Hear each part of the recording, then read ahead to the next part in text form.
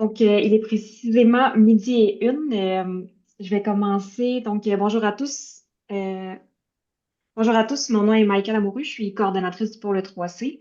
Aujourd'hui, nous avons la chance de recevoir Patrick Lachapelle, qui est candidat au doctorat à l'École de technologie supérieure, l'ETS.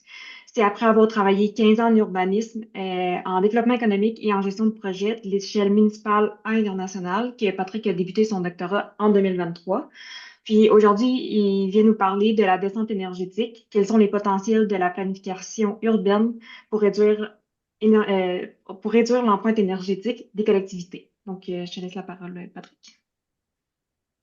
Parfait, merci Maïka. Bonjour à tous. Merci de l'invitation.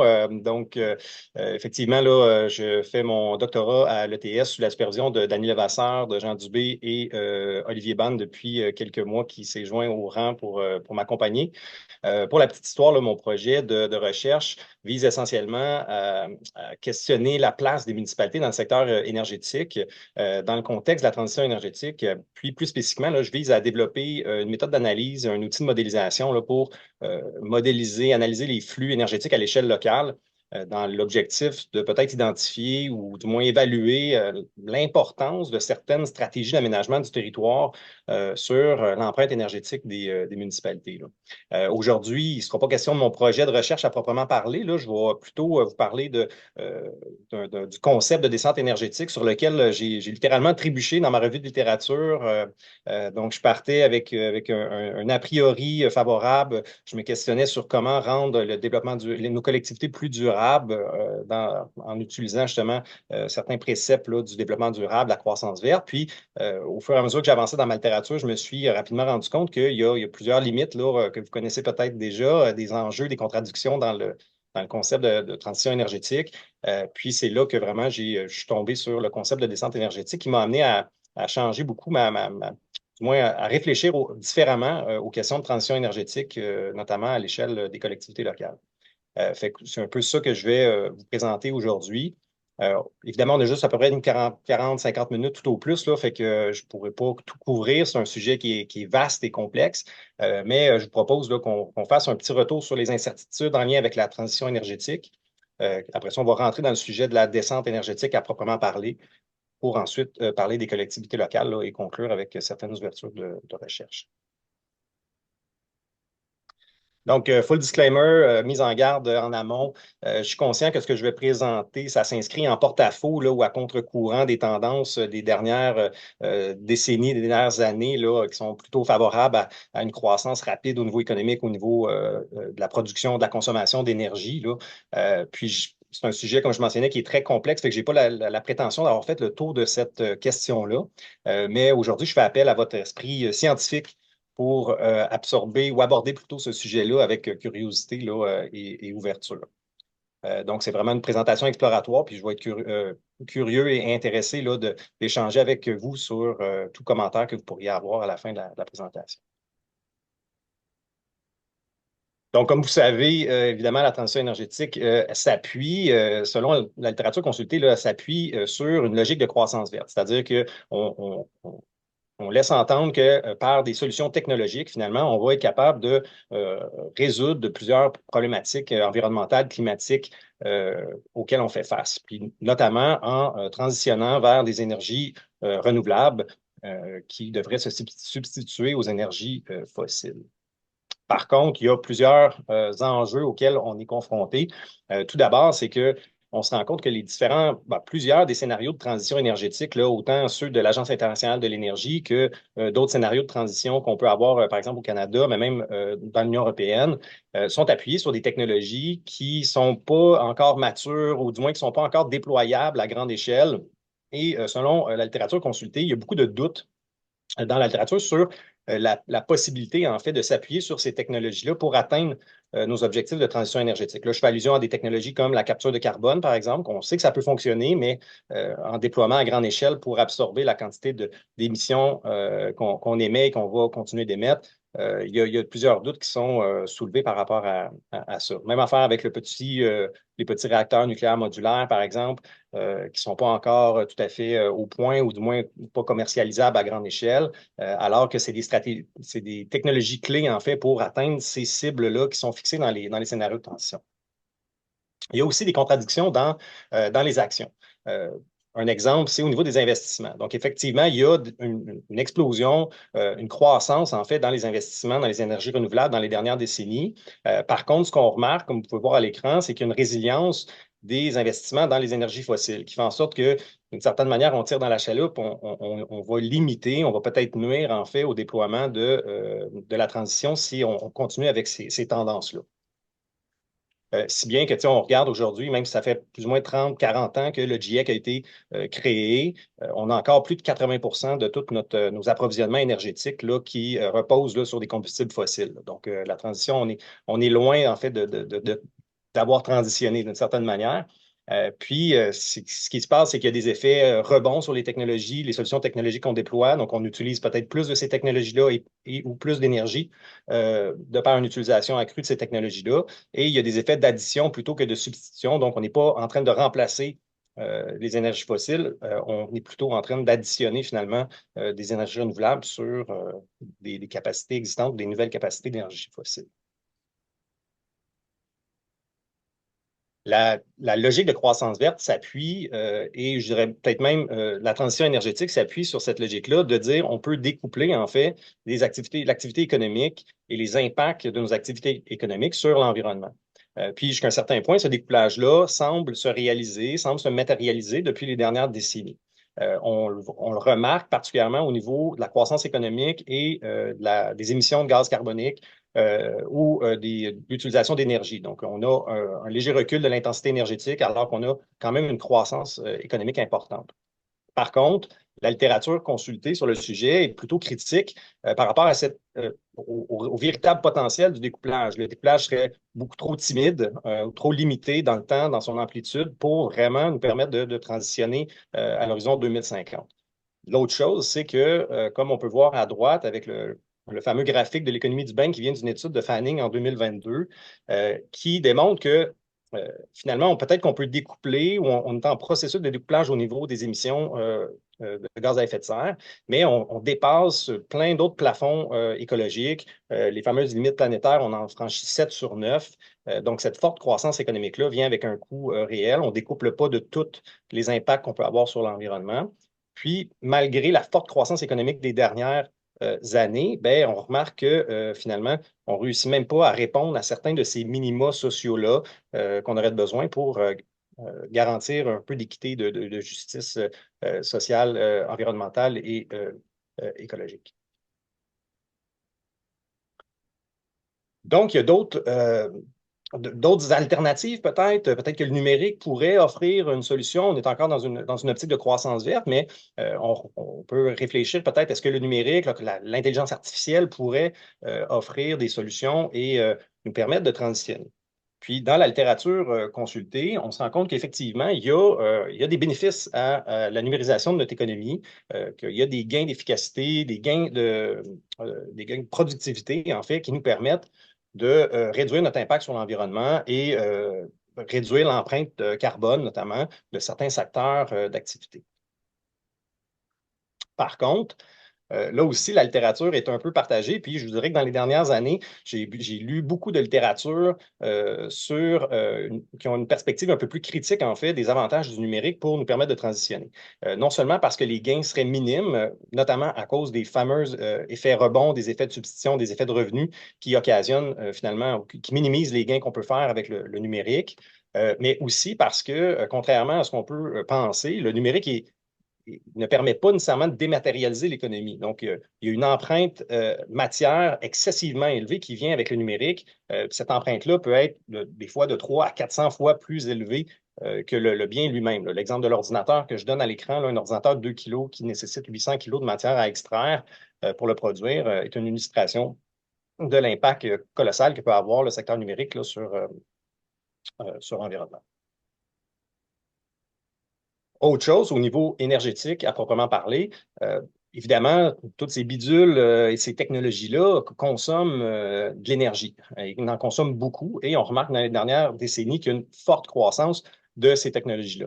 Actuellement, les technologies de l'information représentent à peu près 44 de l'économie mondiale. Puis il y a des scénarios où est-ce que ça peut atteindre 10, 15, même, on va le voir plus tard, jusqu'à 50 de la consommation d'électricité à l'horizon 2035. Donc, c'est des quantités énormes d'énergie.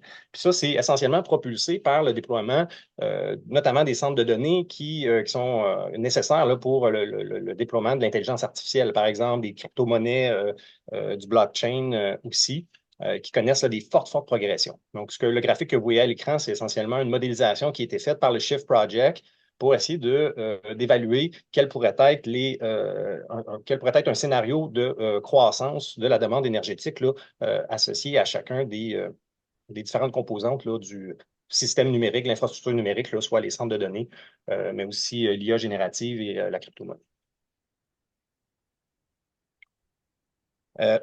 Il y a des perspectives qui sont encore plus pessimistes que celles que je viens de vous présenter par rapport à la forte croissance de la demande énergétique.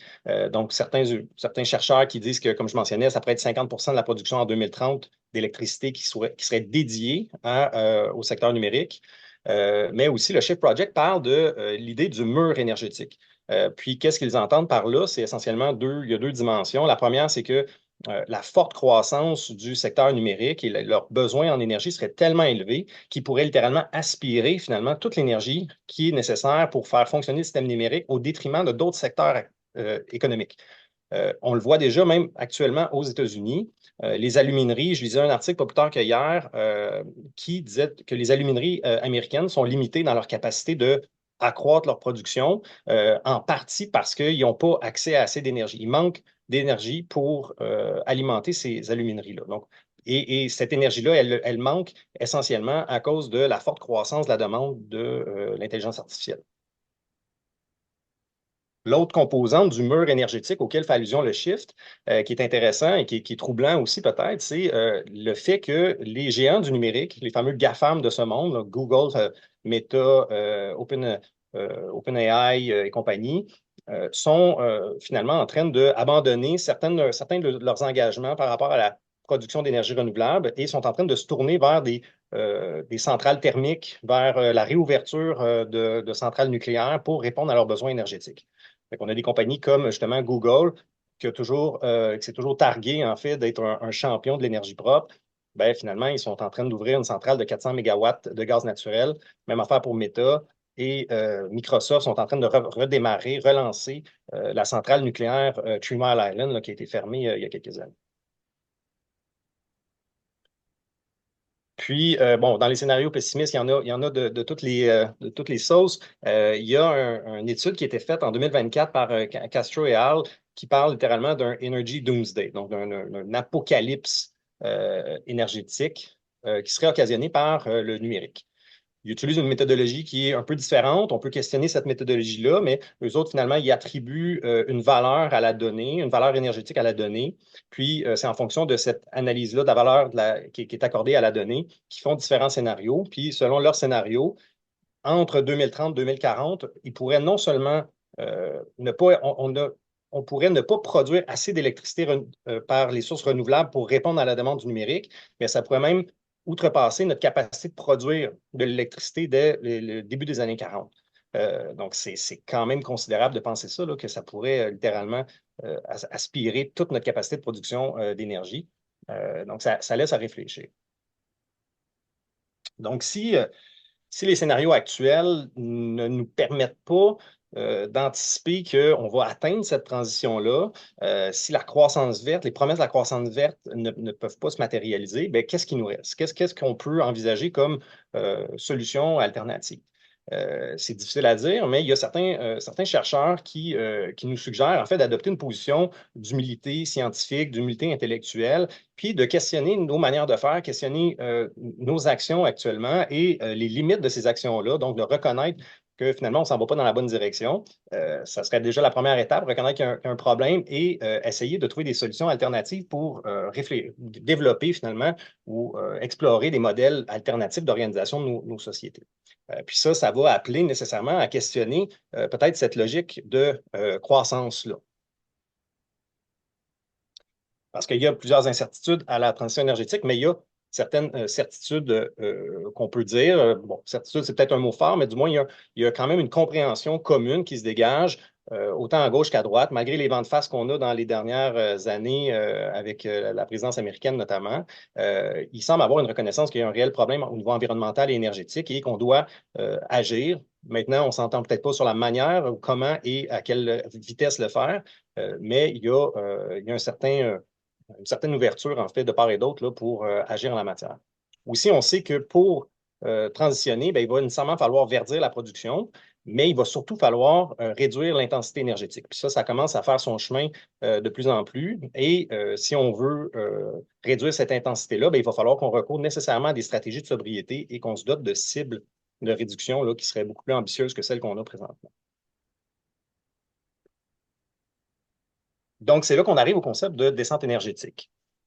Donc, il y a des similitudes entre la transition énergétique et la descente. Certains vont dire que la descente énergétique est essentiellement une transition énergétique plus ambitieuse. C'est pas faux, à mon avis. Par contre, il faut comprendre qu'il y a des nuances conceptuelles importantes entre les deux. Dans la mesure où est-ce que la descente énergétique vient poser la question de la transition différemment. Alors que la transition énergétique, elle, va poser la question davantage du côté de combien on doit produire davantage d'énergie renouvelable pour répondre à la demande sans émettre plus de gaz à effet de serre. La descente énergétique, elle va vraiment se positionner sur les besoins fondamentaux pour assurer une qualité de vie aux gens. Bien, quels sont ces besoins énergétiques-là de base et comment on peut répondre à ces besoins-là sans outrepasser les limites planétaires. Donc, on sort évidemment d'une logique uniquement climatique. On élargit la question environnementale là, aux aspects écologiques, qui est parfois un peu plus évincé, si on veut, d'une certaine manière, dans les plans de transition énergétique. Autre chose, c'est que la descente énergétique ne refuse pas en tant que telle, dans la littérature, la technologie. Plutôt, il fait appel à une logique de discernement technologique. Donc, de plutôt essayer d'identifier la bonne technologie au bon endroit et le bon dimensionnement de cette technologie-là par le fait même. Avec une emphase évidemment plus grande sur la sobriété que ce qu'on peut avoir dans les scénarios actuels de transition. Dans la littérature consultée, je n'ai pas vu de définition euh, universelle ou acceptée par tous de la descente. Donc, je me permets d'en proposer une ici qui rejoint ou qui recoupe certains des éléments qu'on retrouve dans la littérature. Donc, la voici, réduction massive, structurelle et planifiée de la consommation d'énergie à travers un processus démocratique de redéfinition des priorités individuelles et collectives par l'application d'une approche de discernement technologique dans le but d'offrir un niveau d'énergie décent pour tous et en respectant les limites biophysiques de la planète. Donc, on voit qu'il y a certains mots-clés, éléments clés qui reviennent beaucoup dans la littérature. L'aspect de la planification, donc ce n'est pas un chaos, un déclin qui mène vers ce chaos-là. C'est vraiment une planification qui est démocratique, donc qui est gérée par la base à travers notamment des processus municipalistes ou plus près, en fait, des collectivités locales. Beaucoup, la littérature parle beaucoup de ces éléments-là, d'utiliser les communs, par exemple, pour redéfinir ces priorités-là, mais évidemment dans une optique de justice sociale, environnementale et internationale. Donc, un des postulats de base qu'on retrouve dans la littérature sur la descente énergétique, on retrouve ça également dans une certaine littérature sur la post-croissance, la décroissance, c'est que cette descente-là, elle va être nécessaire pour cause de justement des limites biophysiques. Donc, on peut soit choisir de la descente, donc planifier et essayer d'agir en prévention, ou on peut la subir et être forcé d'agir par la contrainte. C'est un peu ça l'idée. Puis il y a différentes motivations, différents enjeux qui peuvent nous amener finalement à devoir choisir ou devoir agir par la contrainte. On pourrait, par souci humaniste, tout simplement, à travers des grandes ententes internationales, essayer d'agir par souci de justice climatique, énergétique, écologique, justement face aux perturbations climatiques, aux dégradations des écosystèmes. Par contre, on pourrait aussi être obligé de le faire parce que justement, on a l'industrie numérique qui est en pleine explosion, qui tire énormément de ressources et qui pourrait nous forcer à, pour des soucis de sécurité énergétique ou voire de sécurité nationale, de compétitivité économique par rapport à d'autres pays, on pourrait être obligé en fait d'octroyer toute l'énergie au numérique, à l'intelligence artificielle, au détriment de d'autres secteurs et est obligé de descendre énergétiquement peut-être dans certains secteurs au niveau résidentiel, descendre au niveau commercial, descendre au niveau des autres industries, en ayant évidemment une forte croissance au niveau du numérique. Donc, c'est des enjeux, les enjeux des ressources aussi. Donc, la transition énergétique et la transition numérique, les deux exigent les mêmes ressources, essentiellement les mêmes matières premières qu'on a besoin pour faire la transition énergétique et pour faire le déploiement des solutions numériques. Donc, il va y avoir des arbitrages difficiles à faire ou une concurrence entre les objectifs climatiques et de transition énergétique et les objectifs finalement de positionnement stratégique au niveau numérique. Donc maintenant, qu'est-ce qu'on entend par descente? On a donné une petite définition, mais c'est quoi l'ampleur que pourrait prendre cette descente énergétique-là? Donc, j'ai sorti dans la littérature quelques chiffres et quelques principes, en fait, qui pourraient, après ça, nous aider peut-être à réfléchir à comment mettre ça en place, advenant qu'on juge collectivement que ça soit nécessaire ou souhaitable. Donc, tout d'abord, il faut comprendre que le concept de descente énergétique, c'est pas l'apanage là, de quelques scientifiques obscurs, révolutionnaires. C'est quelque chose qui s'étudie en fait depuis déjà plusieurs décennies, là, depuis les années 80. Même dans le GIEC, il y a dans une annexe du GIEC toute une section qui est dédiée à ces questions-là de réduction massive d'énergie. Puis, il s'appuie essentiellement sur l'idée de ce qu'on appelle le Decent Living Energy Needs, ou l'énergie nécessaire pour une vie décente. Donc, il y a plusieurs études qui ont été faites qui utilisent tous des méthodologies un peu différentes. Ce que vous voyez à l'écran, c'est un exemple d'une méthodologie qui a été utilisée par Millward Hopkins en utilisant des données d'une autre étude de Rao et Min, qui essentiellement essaie d'identifier quels seraient les besoins à fournir, les besoins énergétiques à fournir à tous sur la planète Terre pour leur offrir oui, répondre à leurs besoins de base, donc se loger, se nourrir, se vêtir, mais aussi leur offrir une qualité de vie avec des options un peu plus modernes là, de communication, donc un téléphone pour tous, un ordinateur par ménage, également des besoins de déplacement là, en plusieurs milliers de kilomètres par année. Donc, ils ont fait cet exercice-là, puis comme je vous dis, ça, c'est un exercice parmi tant d'autres. On va voir un peu ce que ça donne en termes de données. Donc, les différentes littératures consultées oscillent essentiellement entre des niveaux de une vingtaine, trentaine de gigajoules par personne par année à l'échelle mondiale pour être considéré comme une descente énergétique. Donc, pour être capable de réduire massivement nos consommations en restant dans les limites planétaires. Pour vous donner une idée de grandeur, à l'échelle mondiale, actuellement, on est à 80 gigajoules par personne par année. Dans les pays de l'OCDE, c'est plus 165, 170, des fois 200 gigajoules par personne par année. Donc, on voit que c'est majeur. C'est une descente qui est très drastique, là, qui serait attendue.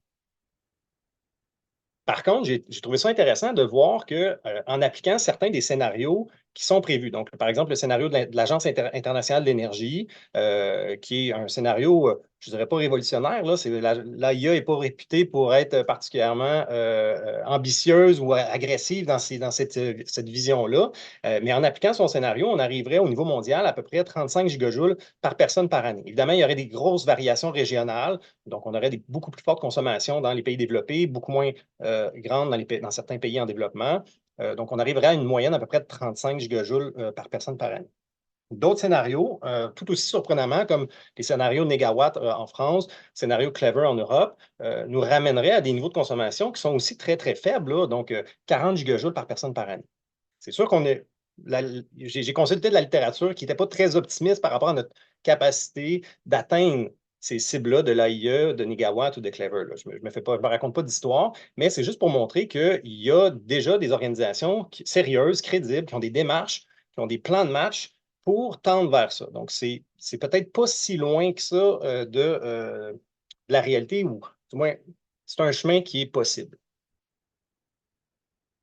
J'ai voulu regarder aussi ensuite au niveau, par exemple, européens, là, c'est sûr, je prends des champions, peut-être européens, l'Allemagne, la France, qui ont des cibles assez ambitieuses également, mais voir, eux, en fonction de leurs cibles. Donc, si leurs cibles que les gouvernements se sont fixées, qu'est-ce que ça pourrait donner en termes de consommation par habitant? Donc, encore une fois, on n'est peut-être pas tout à fait dans ce qu'on entend une descente énergétique selon la littérature consultée, mais on est dans des niveaux de consommation qui sont très, très faibles, là. 50 gigajoules par personne, 63 pour l'Allemagne. C'est très ambitieux. Au Québec, par contre, c'est là que bon, ça fait mal un peu. Parce qu'on regarde actuellement, on est à peu près, selon la HEC Montréal, à 191 gigajoules par personne par année en termes de consommation d'énergie par habitant. Puis, malheureusement, quand on regarde les différentes planifications, que ce soit le plan d'action 2035 d'Hydro-Québec ou les cibles gouvernementales, il n'y a pas vraiment de cible ou de prévision de réduction là, à l'horizon. On devrait, si ça continue comme ça, en 2050, on devrait consommer à peu près dans ces environs-là, 191 gigajoules. Donc, on va voir qu'on va creuser un écart substantiel en termes d'intensité énergétique de nos économies, particulièrement si les autres pays, comme certains pays européens, là, décident d'emboîter le pas. Donc, c'est majeur. Est-ce que ça veut dire que c'est impossible? Ben, en fait, on va rentrer dans quelques exemples, en fait, quelques illustrations de si on applique certains principes, ben, qu'est-ce que ça pourrait peut-être donner en bout de ligne. Donc, encore une fois, dans la littérature que j'ai consultée, dans les différents scénarios de transition énergétique que j'ai consultés aussi, il y a trois principes qui ressortent que vous avez probablement déjà entendus et vus. Donc, c'est des principes tout bêtement d'efficacité énergétique, de sobriété énergétique, qu'on peut, dans certains cas, appeler suffisance. Il y a une petite nuance terminologique, là, mais on va, pour les bienfaits de la présentation aujourd'hui, on va les considérer comme étant la sobriété et la circularité aussi. Donc, ces trois principes-là, si on les applique dans les planifications, dans les stratégies, dans les scénarios, on pourrait espérer peut-être réduire significativement nos demandes énergétiques, peut-être à un point qui se rapprocherait d'une descente énergétique. Par exemple, au niveau de l'efficacité énergétique, ce serait le premier principe. Donc, c'est un principe qui est largement utilisé là, dans les scénarios internationaux et nationaux. Ça se base sur l'idée qu'en faisant les bons choix technologiques, on peut réduire significativement finalement les consommations d'énergie, soit par les appareils qui sont plus performants, donc une voiture électrique est beaucoup plus performante qu'une voiture à gaz en termes d'énergie consommée par kilomètre déplacé, par exemple. Même affaire pour les thermopompes.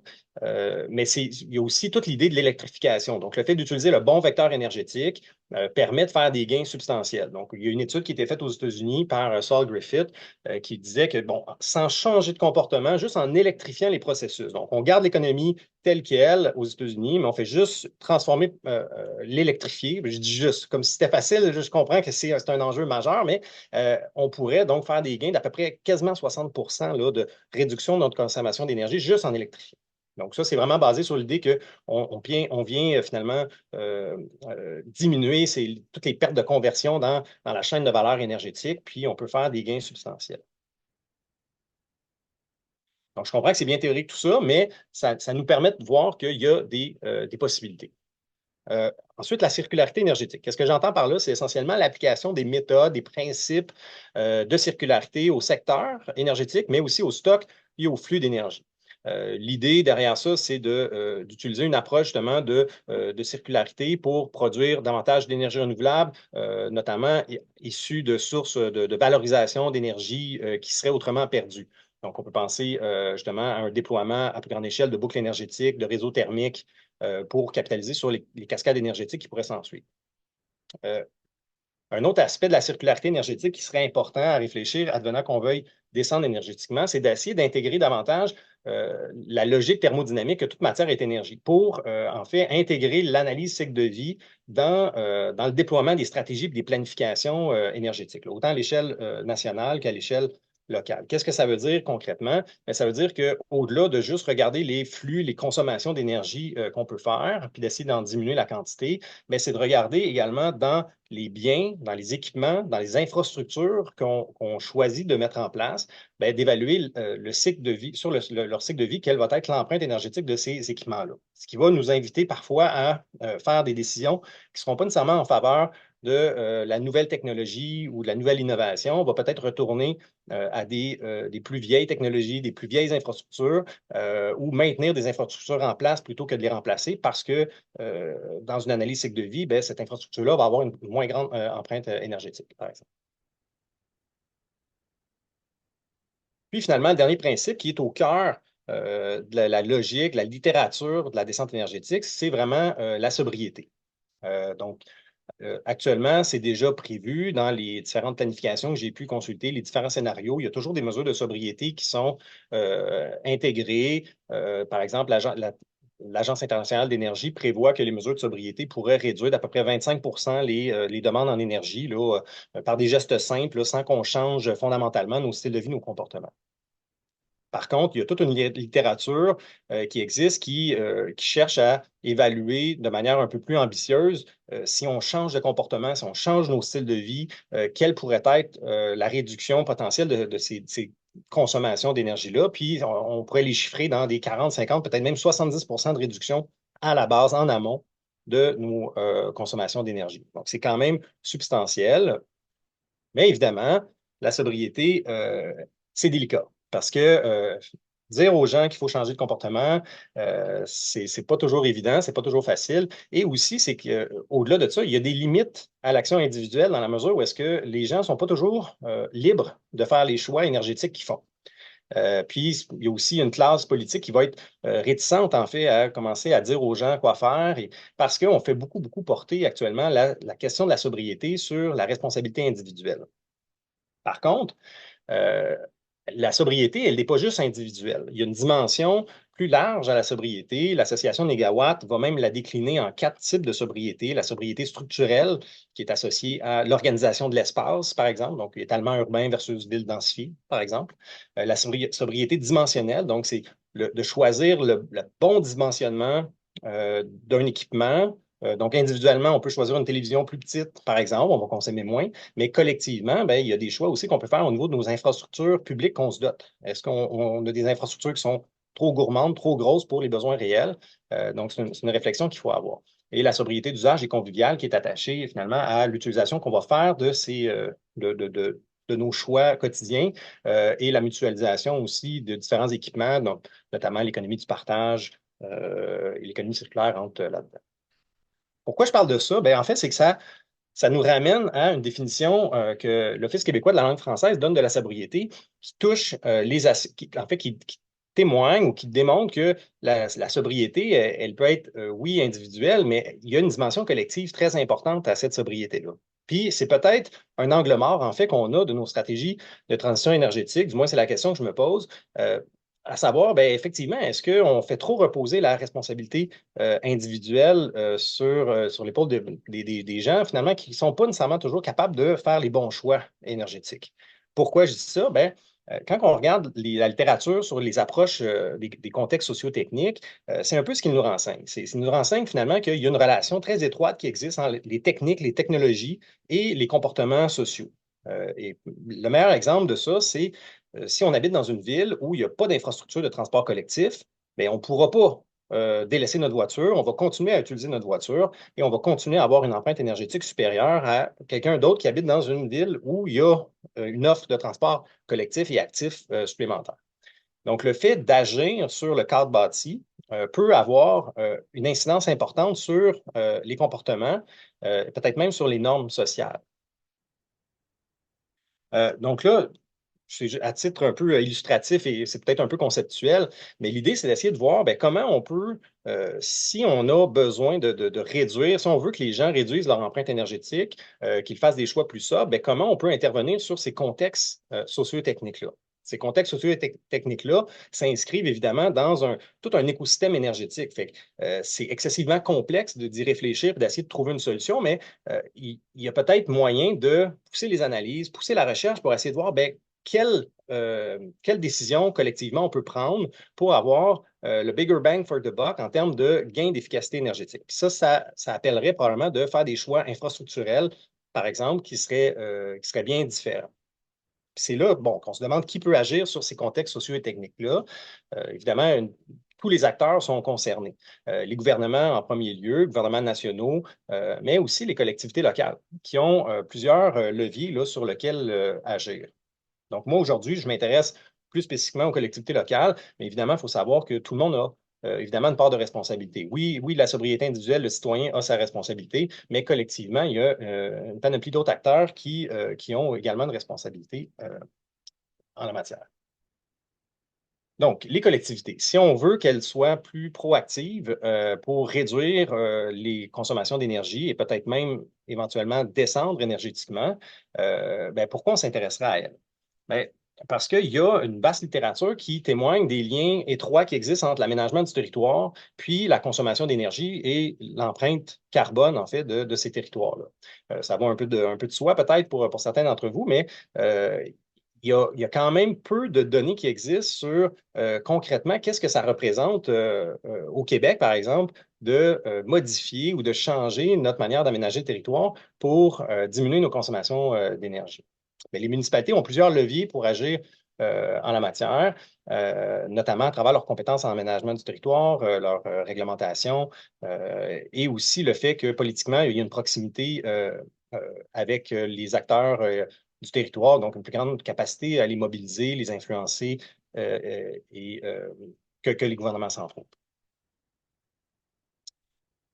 Euh, autre élément, il y a plusieurs municipalités bon, la littérature semble démontrer que les municipalités, à travers leur planification urbaine, leur plan d'urbanisme, par exemple, et leurs actions sur le territoire, peuvent avoir une incidence très grande pour favoriser, s'adapter ou atténuer, en fait, les changements climatiques à plusieurs égards. On sait aussi qu'il y a des municipalités qui sont plus proactives, qui ont des plans, des planifications énergétiques locales en Scandinavie, notamment, depuis les années 70, là, il y a des municipalités comme en Suède qui réalisent des plans, des planifications énergétiques. C'est même obligatoire par la loi depuis 1977. En Norvège, c'est depuis 2009. Puis on a certaines initiatives, pas au Québec, au Québec, j'en connais pas, mais en Ontario, un peu aux États-Unis, en Amérique du Nord, il y a quand même des municipalités qui sont proactives, qui réalisent ce type de planification-là. Ce qu'on sait, c'est que ces planifications-là sont efficaces, selon la littérature, pour réduire les émissions de gaz à effet de serre, pour renforcer la sécurité des approvisionnements et augmenter la production d'énergie renouvelable, mais sont aussi, peuvent se montrer efficaces à réduire les consommations d'énergie à l'échelle locale. Donc, si on joint ces planifications-là avec des outils de modélisation, la littérature nous dit que on peut peut-être plus facilement identifier des pistes pour réduire les demandes et les consommations finales d'énergie à l'échelle des territoires locaux, mais à l'échelle individuelle également. Donc, c'est là que dans le cadre de ma revue de littérature, je me suis intéressé aux différentes stratégies et approches d'aménagement du territoire qui pourraient avoir une capacité en fait, qui peuvent induire des demandes énergétiques et qui pourraient, à l'inverse, contribuer à réduire les consommations d'énergie des citoyens, des collectivités. Puis j'ai essentiellement identifié 5 grandes familles de variables. Donc, vous les voyez à l'écran, la densité, la mobilité, la mixité, la canopée et les boucles énergétiques. Donc, au niveau de la densité, qu'est-ce que j'entends? Il y a plusieurs manières de mesurer la densité, mais ici, j'entends vraiment la densité des formes bâties. On se rapproche du concept de compacité, donc c'est vraiment en fonction des différentes typologies, d'avoir des typologies de cadres bâtis qui sont plus denses que d'autres, par exemple un appartement versus une maison familiale. On a des profils énergétiques qui sont complètement différents. Donc, c'est sûr que d'adopter des approches de planification urbaine qui vont favoriser l'implantation d'appartements, de condominiums ou de maisons de ville versus des déploiements de type banlieue avec des maisons pavillonnaires, on va avoir des profils énergétiques complètement différents. Donc, on peut favoriser un type d'aménagement ou un autre pour faire des gains énergétiques importants. Même chose au niveau des qualités éco-énergétiques de ce cadre bâti-là. Donc, évidemment, les nouvelles normes récentes sont beaucoup plus strictes. Donc, on a des bâtiments qui sont beaucoup plus efficaces énergétiquement. Donc, les collectivités locales peuvent agir pour réduire significativement les demandes et la consommation d'énergie des bâtiments à travers des normes de construction plus élevées, avec des programmes incitatifs, par exemple, pour rénover les bâtiments plus anciens. Un autre secteur dans lequel les collectivités locales peuvent agir, c'est au niveau de la mobilité. Donc, au niveau des infrastructures de transport, qu'elles soient routières, collectives, actives, évidemment, on a des empreintes énergétiques qui sont complètement différentes. Donc, c'est toujours moins énergivore de se promener à vélo, de prendre un autobus que de se promener en SUV en ville. Donc, on a des gains substantiels là, de plusieurs centaines de pourcentages au niveau de l'empreinte énergétique qui peut être dégagée avec les bonnes stratégies de mobilité durable, les bonnes infrastructures pour, encore une fois, changer les contextes sociotechniques et peut-être changer certaines normes sociales et empreintes énergétiques au niveau local. La mixité, je fais appel à essentiellement la mixité des fonctions, la diversité des usages sur un territoire. Donc, il y a de la littérature qui nous démontre que plus un territoire est mixte, plus il y a de commerce, de pôles d'emploi à proximité, par exemple, des résidences, plus on peut réduire certains besoins en déplacement ou le recours à des véhicules pour se déplacer. Donc là, on fait également un lien avec la mobilité. Mais il y a aussi des gains intéressants à faire au niveau des boucles énergétiques, au niveau du potentiel de valorisation de certains rejets thermiques, notamment avec une mixité d'usages qui permet d'échanger et de partager ces énergies-là à différents moments de la journée. L'élément de canopée fait allusion au verdissement urbain où on entend souvent parler des phénomènes d'îlots de chaleur. Donc, évidemment, si on est dans un environnement plus verdi, ben, il va y avoir une diminution en fait des consommations d'énergie qui vont être associées à la climatisation parce que le verdissement peut diminuer les températures urbaines selon la littérature et réduire d'autant la consommation d'énergie associée. Au Québec, c'est sûr qu'on n'a pas ça ne représente pas un gros morceau. La climatisation au Québec, c'est à peu près 3 de la consommation d'énergie. Par contre, c'est un des postes qui est en explosion. Là, je pense qu'on est à 600-700 de croissance de la demande énergétique associée à la climatisation depuis les 10 dernières années. Donc, c'est énorme. Donc, d'intervenir là-dessus, c'est dans un contexte de changement climatique et de réchauffement, ça peut être intéressant et important. Puis finalement, là, on est peut-être un peu plus du côté de l'offre, un peu moins de la demande, mais dans la littérature, là, on fait beaucoup allusion au fait que certaines stratégies d'aménagement urbain peuvent favoriser l'implantation de boucles énergétiques qui, à leur tour, permettent de faire des gains d'efficacité énergétique en réduisant les pertes, en revalorisant les rejets, par exemple, que ce soit des rejets thermiques, que ce soit des rejets organiques qu'on peut réutiliser et réinjecter dans le système. Donc, en gros, ça fait un peu le topo sur, en 45 minutes, là, plus ou moins, sur ce que j'ai exploré, ce que je voulais partager avec vous en termes de réflexion sur la descente énergétique et peut-être la place que les municipalités locales, les collectivités pourraient jouer pour contribuer à réduire plus significativement les demandes énergétiques. Mon projet de recherche, évidemment, s'intéresse à, c'est un angle assez précis. Il faudrait avoir plus de recherche dans différents secteurs d'activité, dans différentes industries pour être capable de voir quelles pourraient être les différentes mesures de sobriété, d'efficacité et de circularité énergétique qui soient mises en place pour réduire significativement les demandes et peut-être même tendre vers une descente énergétique. Moi, je vais m'intéresser spécifiquement à la place des municipalités et, comme je mentionnais, donc de modéliser une partie du moins de l'écosystème énergétique local, puis d'essayer de voir, en fonction des différentes variables urbano-énergétiques que je vous ai présentées, quelle pourrait être l'importance ou l'impact de changer, d'adopter différentes stratégies d'aménagement du territoire là, pour réduire les consommations d'énergie. Donc ça va se faire à travers différents scénarios, dont un des scénarios va être un scénario qui va peut-être essayer d'explorer une éventuelle descente énergétique et voir si on est capable de faire un bout de chemin avec les stratégies d'aménagement du territoire. Puis ultimement, ben, tout dépendant comment ça ira pour le développement de cette méthode d'analyse-là et cet outil-là, ben, peut-être que ça pourra servir de tableau de bord et d'outil d'aide à la décision là, dans le secteur municipal pour, par exemple, les plans climat ou des municipalités qui sont tout simplement plus visionnaires et plus désireuses de réduire leur empreinte énergétique. Donc, merci. Parce que vous avez des questions.